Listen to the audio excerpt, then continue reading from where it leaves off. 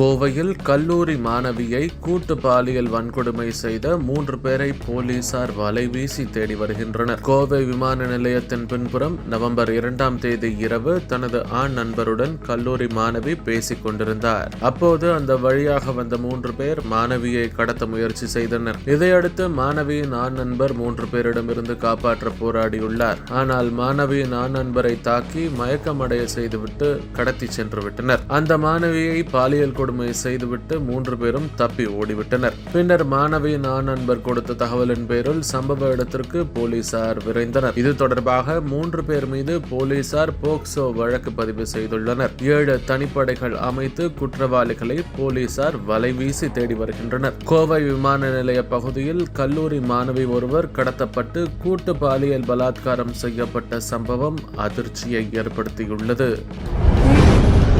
யார் என்ன சதி செய்தாலும், எத்தனை அவதூறுகளை நம் மீது பரப்பினாலும் 2026இல் திமுக ஆட்சி நிச்சயம் அமையும் என முதலமைச்சர் ஸ்டாலின் தெரிவித்துள்ளார்.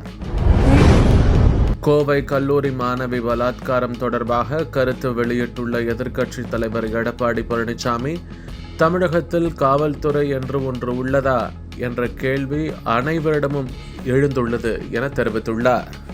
பெண்கள் பாதுகாப்பை குழி தோண்டி புதைத்துவிட்ட திமுக அரசுக்கு தனது கடும் கண்டனத்தை தெரிவிப்பதாகவும் கூறியுள்ளார்.